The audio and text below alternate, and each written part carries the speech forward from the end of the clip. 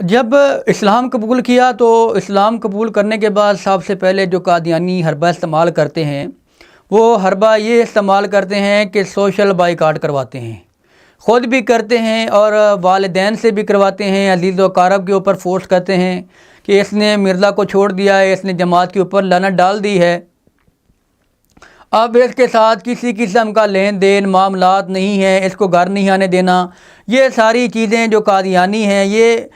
والدین کو فورس کرتے ہیں کہ اگر آپ نے ان کے ساتھ کوئی تعلق کو ریلیشن رکھا تو ہم آپ کو جماعت سے نکال دیں گے۔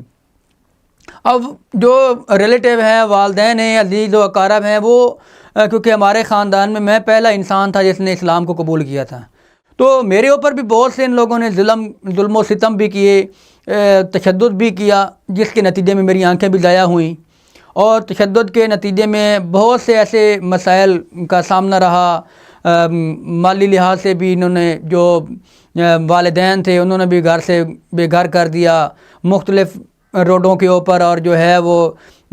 بے آسرا، جیسے سوائے آسمان کی چھت اور زمین یہ ہمارے پاس تھی، اور کوئی ہمیں سہارا یا آسرا نہیں تھا سوائے اللہ کی ذات کے۔ تو جب آنکھیں ضائع ہوئیں تو یہ سارا معاملہ جو ہے یہ ساری ان کی تشدد کے نتیجے میں ان لوگوں کی جو اب تو کہتے ہیں کہ ہم بڑے محبت کرنے والے ہیں، لو فار آل ہیٹڈ فار نن کا دعویٰ کرنے والے ہیں، یہ سب ان کے منہ کی باتیں ہیں۔ حقیقت میں یہ جتنے ظالم اور ان کے دل سخت ہیں، یہ ایک وہی اسلام کا جو ابتدا تھا جب صحابہ کرام نے اسلام قبول کیا۔ حضرت بلال رضی اللہ تعالیٰ عنہ کو کافر یہ سمجھتے تھے کہ ہم کوئی جو ہے کسر باقی نہ رکھیں ان کو تکلیف پہنچانے کی، تو یہ میرے ساتھ بھی ایسا ہی ہوا ہے کہ مالی لحاظ سے بھی گھر سے بے گھر کیا گیا، اور جو اپنے حصے تھے، جو جائیدادیں تھیں، ان میں سے بھی ہمیں بے دخل کیا گیا۔ تو یہ ساری چیزیں قادیانیت کا یہ شاخسانہ ہے۔